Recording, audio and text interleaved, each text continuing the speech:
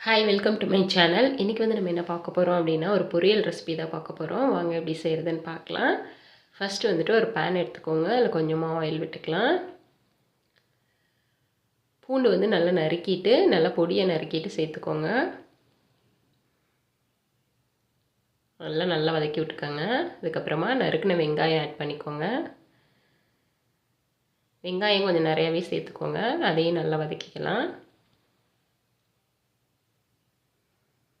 கொஞ்சமாக கருவேப்பிலை சேர்த்து இதை நல்லா நம்ம வந்து வதக்கி விட்டுக்கலாம்.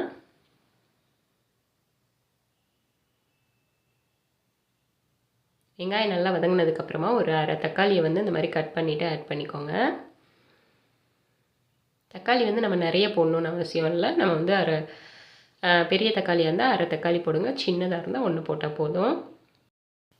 கொஞ்சமாக மஞ்சள்தூள் சேர்த்து இதை நல்லா வதக்கி விட்டுக்கலாம். அப்போ தான் நம்மளுக்கு வந்து சீக்கிரமாக வதங்கி வரும்.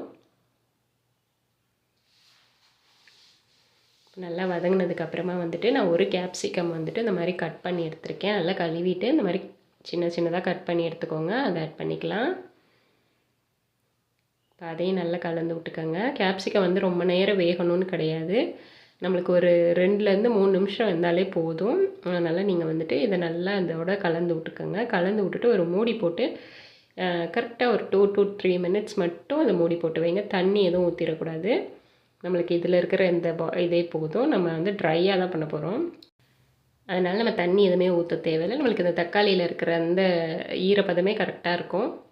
ஸோ இப்போ ஒரு 2 to 3 மினிட்ஸ் நல்லா வெந்துருச்சு. இப்போ வந்துட்டு நான் அதில் ஒரு மிளகாப்பொடி வந்து நான் காஷ்மீரி மிளகாத்தூள் தான் போடுறேன். உங்களுக்கு காரத்துக்கு ஏற்ற மாதிரி நீங்கள் என்ன மிளகாத்தூள் வேணாலும் போட்டுக்கோங்க. கொஞ்சமாக வந்து கொரியாண்டர் பவுடர் ஆட் பண்ணுறேன். ஒரு அரை டேபிள் ஸ்பூன் அளவுக்கு ஆட் பண்ணால் போதும். கொஞ்சமாக ஜீரகத்தூள் ஆட் பண்ணிக்கலாம். அதுவும் ஒரு 1/4 டேபிள் ஸ்பூன் அளவு இருந்தால் போதும். இப்போ இது எல்லாத்தையும் நல்லா கலந்து விட்டுக்கோங்க. அந்த பச்சை ஸ்மெல் போகிற வரைக்கும் நம்ம வந்து இதை நல்லா வதக்கிக்கலாம். நல்லா வதங்கினதுக்கப்புறமா நம்ம நல்லா ஒதுக்கி விட்டுக்கோங்க. நடுவில் மட்டும் இந்த மாதிரி கேப் விட்டுட்டு நம்ம வந்து ஒரு 2 முட்டை எடுத்துக்கலாம். உடச்சி ஊற்றிக்கோங்க அந்த மிட்டில். இதுக்கு தேவையான உப்பு ஆட் பண்ணிக்கோங்க. இந்த காய்க்கு தேவையான உப்பு ஆட் பண்ணிக்கலாம். ஆட் பண்ணிவிட்டு இது எல்லாத்தையும் நல்லா கலந்து விட்டுக்கோங்க. ரொம்ப கலந்துடக்கூடாது.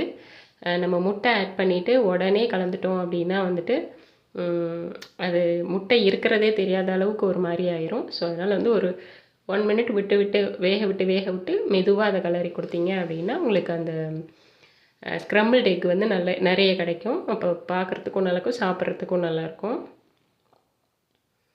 பார்த்திங்கனாலே தெரியும். ஒரு 2 மினிட்ஸ் விட்டு லைட்டாக அந்த மாதிரி கலரி கொடுங்க.